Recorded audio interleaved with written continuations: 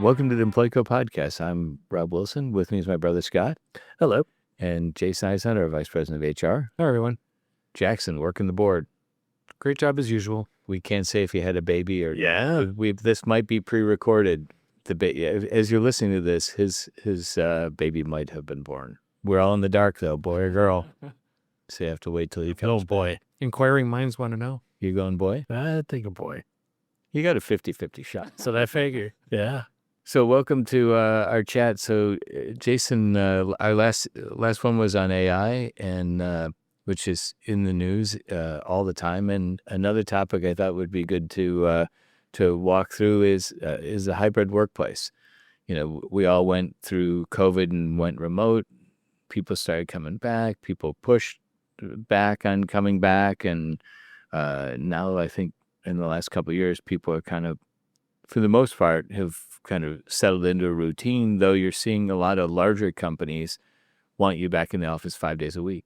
Yeah, I mean, when Trump administration took over, we saw lots of federal work that kind of skewed the private or the public sector stats, but the private sector has been pretty flat since 2022 in terms of the percentage of workers that are hybrid. Outside of your, we were talking off air before we started recording, your large banks in Chicago, for example, BMO and Bank of America, they're 5 days a week in the office. Not in the retail. Scott was just complaining that the retailers, there's not enough tellers. You walk into a suburban bank, they're all empty. But on the corporate side, they're all, the larger banks, they're all back 5 days a week. And you're seeing that a lot in the accounting firms and more clerical. But overall, outside of that, you said you haven't seen much change. Yeah, so Gallup does a great job tracking this. And since 2022, the percentage of U.S.-based workers who do work in a remote capable job, so that it's not like I'm a manufacturing employee, but if I do work in a job that could be remote, 50 to 55% of those workers are hybrid. So, and in total, it's around 25 to 30% of total U.S. workers are hybrid. So if you think about it, like, okay, if half the U.S. workers who could be remote are hybrid, and that's been pretty consistent since 2022. So we're kind of leveling out. Everyone's kind of feeling a groove, but I think it's still a good time. And I just was talking to a client last week about it. It's a good time to take a look at policies and programs, what's going well, what's not going well. So you're talking like 1 to 2 days a week, or? So the most employees that are hybrid work 2.3 days in the office per week. That would never work for me. Yeah, like, right. We don't. Oh, right. To work in the office 2.3 here, not a shot. Right. Just sorry to be a mean boss, but I just from a productivity standpoint, and I think from a culture standpoint, I agree. Culture 100%. To have someone in the office, to have someone out of the office more than in the office, I think it's a challenge for a culture standpoint. Yeah, and I think most organizations who are hybrid have this 3 days. I don't know if it's going well for most organizations. Have 3 days minimum in the office, whether or not it's a Monday and Friday work from home or offer it.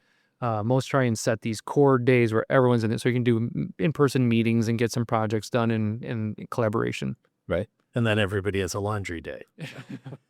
So, what type of tips can you give us, or things that employers should consider if they're going to craft because in some, I would imagine most companies probably have a formal position. Exactly, right. And it's not even just as a reminder, just because your company has a program that does allow hybrid, it's not for all employees. Some employees' jobs just won't allow it, and some employees, either performance or their newness within the organization, that just doesn't make sense for it either. So it's kind of a case-by-case basis. Like a receptionist, it's tough for him or her to be remote. Reception, mail, you need someone physically there, building upkeep, there's maintenance. Yeah. So, right. Yeah. So once you determine which employees it does make sense for, if it does make sense for your organization, you can customize it for that employee. Like, okay, if our core business days are Tuesday, Wednesday, Thursday, and we're going to allow one remote day a week. Do you want Mondays and Fridays? Do we want to split 50-50 the Mondays and Fridays? Technology is improving, but I always keep an eye on it. Are there new ways, collaboration software or programs to Slack or whatever it might be to kind of collaborate with people outside the office to make sure it's still there. And it was interesting, Rob was saying off mic before we were recording that there are some businesses that base their remote off of how many desks they have available. They might have downsized and they have to. Right. So that, if you said, all right, I had so many people working remote and I've got, 100 employees and only 60 desks, you can't have everybody in on Tuesday and Thursday or Monday, Wednesday, and Friday. So then they're forcing their employees that if you want to be remote, just because that's the day you want, isn't the day you get. Yep. Yeah, a lot of Friday is the day you like walking your dog all afternoon. Doesn't really.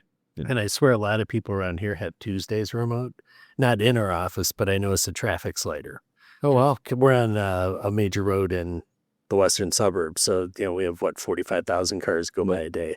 And it always seems like Tuesdays, the roads are empty. Yeah. And Friday, obviously Friday. Yeah, Friday afternoon's empty. Yeah.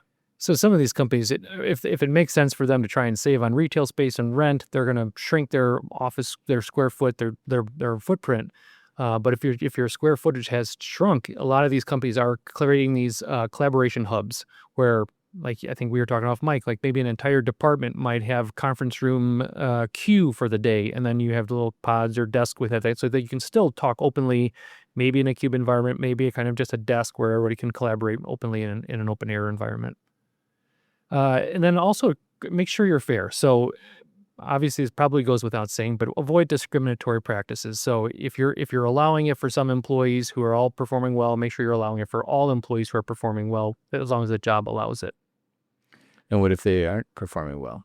Yeah, then usually what I'm seeing is companies have them come in office more frequently or full-time in the office. 5 days a week. Right. Like a timeout. Yeah. Well, yeah, and then the employer and manager can more, obviously the goal is to improve. You're not it's always better to try and improve an employee's performance rather than to recruit a replacement. It gets it costly. Oh, yeah. So trying to improve that employee's performance is always kind of the best goal. Right. Yeah, it's so much more effective to help revive an employee than replace. The recruiting aspect of bringing a new employee in is so much more expensive. Yeah, and then once in a while, distribute that policy to all your employees. So it is a reminder, here's our policy. This can be taken away or changed at any time, subject to with or without prior notification. So once you kind of have that good policy in place, redistribute it occasionally so all employees are on the same page.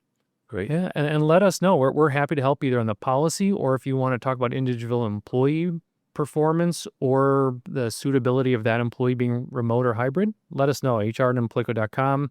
We're here to help. We help our clients all the time. Right? All of our clients are assigned kind of an assigned dedicated HR person. We get to know their business, and usually that's kind of that good working relationship where we can work with the owner or the manager to make sure they're in the best spot possible. And my own 2 cents, I would address it sooner than later as far as if there are issues, because if the issue's there, you notice it, it's not going to get better. It's only going to get worse, and then you're more likely going to let the employee go, and no one wants that. Right. No one wants that. And especially if there's been when you put your HR hat on and you've never written the person up, there's no issues, and next thing you know, the person's in a protected And class. that person might just need that little kind of motivation of, oh, wait, I'm going to have to come back in 5 days a week. All right. Answer your phone's a good thing. It's always a good thing. Well, yes, feel free. Any questions, any assistance you need on HR, info@employco.com goes right to Jason, and we're happy to help you and appreciate you listening to the RHR podcast. Any show ideas, email them. We'll see if we can do it. Yeah, we get lots of kind of listener emails and suggestions for topics, so we really do appreciate it. Yeah. Right. Thanks for joining us. Thank you.